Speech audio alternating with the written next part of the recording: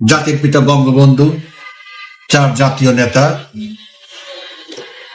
প্রবাসী সরকার এবং দেশে বিদেশে আওয়ামী লীগের সমর্থক, আওয়ামী লীগ বা বিভিন্ন পর্যায়ের মুক্তিযোদ্ধাদেরকে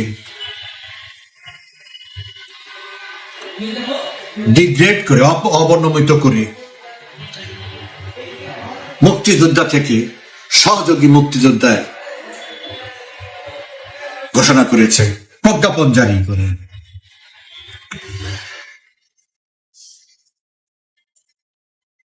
এটা গতকালকে হওয়ার পরে এটা নিয়ে তো বেশ হইচই হয়েছে।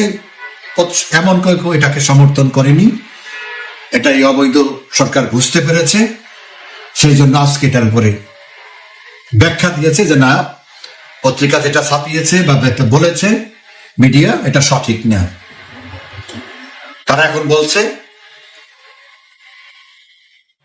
উপদেষ্টা সহ নিজেই বলেছে যে না, বঙ্গবন্ধু, জাতীয় 4 নেতা, মুজিবনগর সরকারে যারা থাকবে ছিল তারা মুক্তিযোদ্ধা।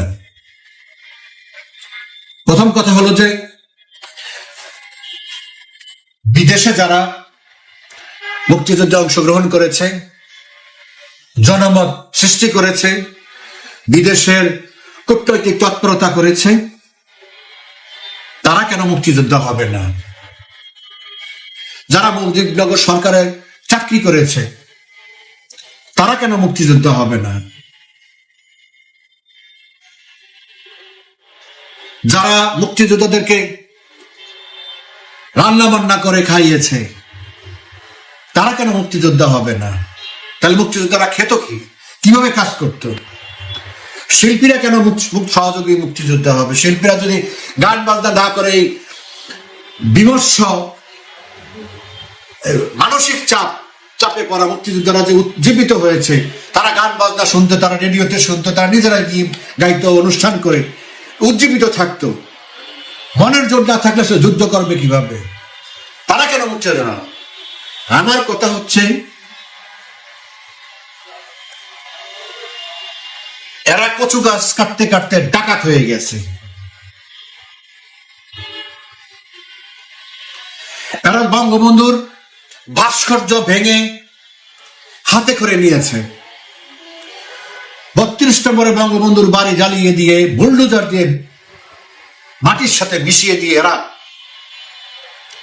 এতটা সাহসী হয়ে গেছে, দুঃসাহসী হয়ে গেছে, এতটা স্পর্ধা বেড়েছে আজকে বঙ্গবন্ধু এবং জাতীয় 4 নেতা এবং মুক্তিযুদ্ধের প্রবাসী সরকার মুক্তিযোদ্ধা কিনা সেটা যাচাই করার মতো কত বড় স্পর্ধা এদের হয়েছে।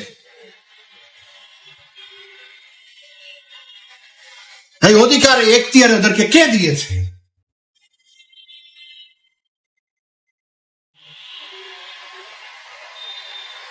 যার নামে মুক্তিযুদ্ধ হয়েছে, যিনি সশরীরে নিজের মুখে মুক্তিযুদ্ধ ঘোষণা করেছেন, যিনি সাংবিধানিকভাবে মুক্তিযুদ্ধের সর্বাধিনায়ক, তার সম্পর্কে কথা চিন্তা করার আগে এদের বুক একটু কাঁপে না?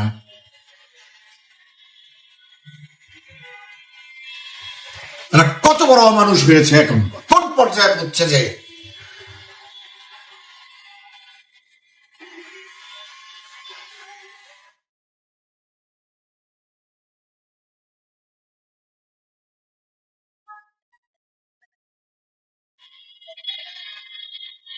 যাই হোক, স্পষ্টভাবে বলতে চাই যে প্রজ্ঞাপন জারি করা হয়েছে, প্রজ্ঞাপন প্রত্যাহার করতে হবে। ইতিমধ্যে মাননীয় প্রধানমন্ত্রী ঘোষণা করেছেন, এরা যত রকমের প্রজ্ঞাপন করুক, এই করুক, যে কোনো সবকিছু অবৈধ। এরা জালিয়াতি করে শপথ গ্রহণ করেছে, সরকার গঠন করেছে, জালিয়াত, সংবিধান বিরোধী কাজ করেছে, সংবিধান লঙ্ঘন করেছে, এদের শাস্তি সর্বোচ্চ।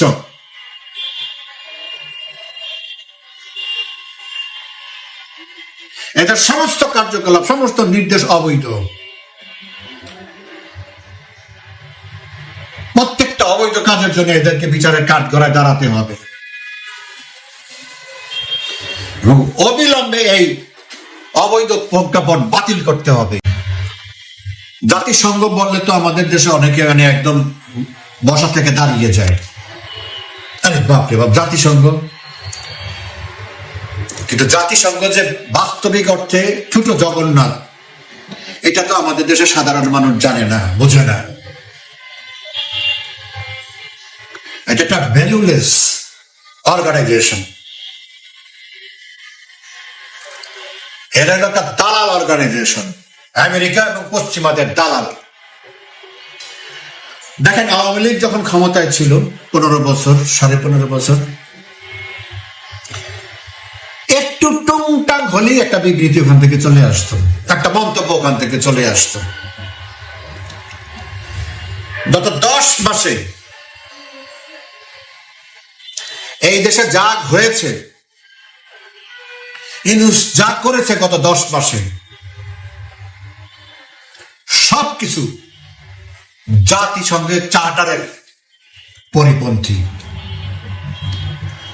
মানবাধিকার পরিপন্থী, বাক স্বাধীনতার পরিপন্থী, আইনের শাসনের পরিপন্থী, রাজনৈতিক অধিকারের পরিপন্থী। প্রত্যেকটা কাজ এই দেশে এক্সট্রিম লেভেলে চলছে। আজ পর্যন্ত জাতিসংঘ নামে এই দালাল সংগঠন, দালালরা ওখানে বসে আছে, আমেরিকান এবং পশ্চিমাদের দালালরা একটা শব্দ ব্যবহার করে নাই। ওইদিকে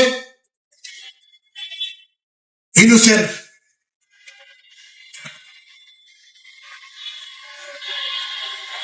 পরামর্শে একটা তদন্ত কমিশন করছে, একটা অবাস্তব মিথ্যা একটা রিপোর্ট দিয়া জাতিসংঘ বানায় ফেলছে। ওই রিপোর্টের মধ্যে বলা আছে আওয়ামী লীগকে নির্বাচন থেকে বাইরে রাখা যাবে না, আওয়ামী লীগকে নিষিদ্ধ করা যাবে না, দল হিসাবে আওয়ামী লীগের বিচার করা যাবে না। ওই ওদের রিপোর্টই বলা আছে। এগুলির কথা কেউ শুনে না, শুনে না, কারণ ওরাও জানে, ইউনূস সেন্টারও জানে যে জাতিসংঘের কিছু করার নাই, লিপ সার্ভিস দেওয়া ছাড়া। কিন্তু দুঃখ এবং ক্ষোভের বিষয় হচ্ছে আজকে জাতিসংঘে বাংলাদেশের আবাসিক প্রতিনিধি গোয়েন লুইস এক সাংবাদিকের প্রশ্নের জবাবে সে বলেছে,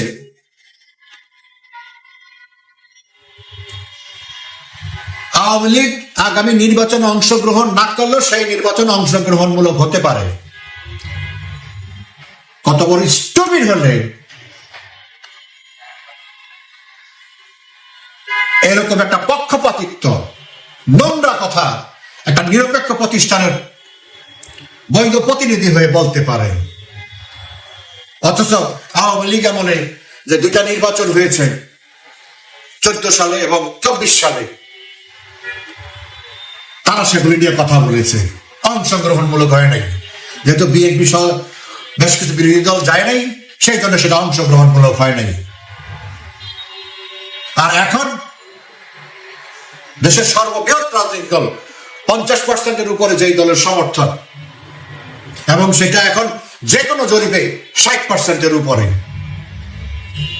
তারা জানে, সেটা জানার পরেও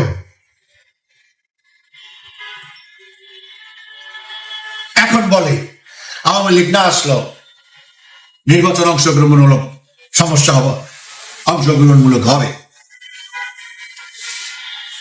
তো এরা হচ্ছে জন্মগতভাবে, এদের একটা জিজ্ঞাসা আছে বাংলাদেশ আওয়ামী লীগের প্রতি, বঙ্গবন্ধু পরিবারের প্রতি।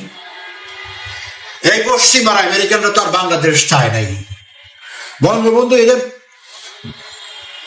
রক্ত চক্ষু উপেক্ষা করে বাংলাদেশের স্বাধীনতা ঘোষণা করেছে এবং তার নির্দেশে বাংলাদেশের দামাল ছেলের অস্ত্র হাতে নিয়ে বাংলাদেশকে মুক্ত করেছে।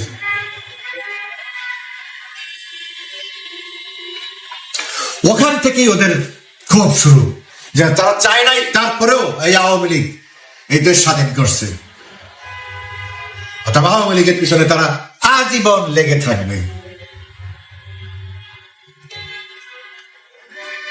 আওয়ামী লীগ এদেরকে বিপক্ষে রেখেই দেশ স্বাধীন করেছে, দেশকে আজকে এই পর্যায়ে নিয়ে আসছে প্রধানমন্ত্রী শেখ হাসিনা।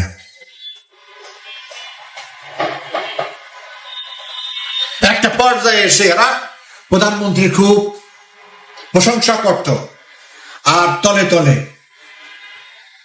সুতা কাটত, গাছের গোড়া কাটত। এরা এখন ওই নীতি নিয়েছে। এখন তো ওপেন হয়ে গেছে। এর আগ পর্যন্ত 5ই আগস্টের আগে পর্যন্ত তারা হলো উপরে উপরে শেখ হাসিনার ভক্ত, আর তলে তলে হলো শেখ হাসিনার কিভাবে মেরে ফেলা যায় সেই ষড়যন্ত্র। এখন সেটা প্রমাণিত এবং প্রকাশিত। কিন্তু বাস্তবতা হচ্ছে এরা এটাও জানে, যেহেতু আওয়ামী লীগ দেশের সর্ববৃহৎ রাজনৈতিক দল, সবচেয়ে বড় রাজনৈতিক দল, সবচেয়ে প্রাচীনতম রাজনৈতিক দল, এই দেশের জন্মদাতা, সেই দলকে দেশের মূল স্রোতের বাইরে রাখতে হলে অন্যায় অবিচার করতে হবে। আর এই অন্যায় অবিচার যদি এত বড় দলের উপরে, এত জনপ্রিয় দলের উপরে করে, তাহলে এই দেশে কোনোদিন স্টাবিলিটি আসবে না, স্থিতিশীলতা এই দেশ কোনোদিন আসবে না, এই দেশ সামনে যাবে না। দেশের বৃহত্তম অংশকে যদি আপনি সাপ্রেস করতে চান, আর তারা যদি সবসময় সরকারের বিপক্ষে কাজ করে, তাহলে এই দেশ তো আর আগাবে না। আওয়ামী লীগ আগাচ্ছে এই কারণে যে আওয়ামী লীগ দেশের অধিকাংশ দলের প্রতিনিধিত্ব করে। যারা আওয়ামী লীগের সরকারের বিরোধিতা করে তারা সংখ্যায় কম ছিল, তারা সেটা সুবিধা করতে পারে না। কিন্তু আওয়ামী লীগ তো তা না। আওয়ামী লীগ যখন সরকারের বিরোধিতা করবে তখন ওই সরকার আর পথ চলতে পারবে না। এটাই স্বাভাবিক, নিয়মতান্ত্রিক ভাবে। অতীতে কোনো সরকার পারে নাই, কারণ আওয়ামী লীগকে হারাতে হলে আন্দোলনে তো হারানো সম্ভব না। যদি নির্বাচনে হারাতে হয় তাহলে রিগিং করে হারাতে হবে, কারচুপি করে হারাতে হবে। তো যতবার তারা এই কাজ করেছে ততবারই তারা বিপদে পড়েছে, সরকার সঠিকভাবে পরিচালনা করতে পারেনি। তো এখনো আজকে যত রকমের স্টিম রোলার আওয়ামী লীগের নেতা কর্মীদের উপরে চালানো হোক, আওয়ামী লীগকে কার্যক্রম বন্ধ করা হোক, যাই করা হোক, রিয়ালিটি কি? রিয়ালিটি আওয়ামী লীগ ছাড়া কেউ কোনো কথা বলতে পারে? শেখ হাসিনাকে ছাড়া কেউ কোনো বক্তৃতা দিতে পারে? কেউ কোনো আলোচনা করতে পারে? সবকিছুর মধ্যে শেখ হাসিনা থাকতে হবে, সবকিছুর মধ্যে আওয়ামী লীগ থাকতে হবে, সেটা positive negative whatever. So this is reality. You can't avoid Awami League, no way.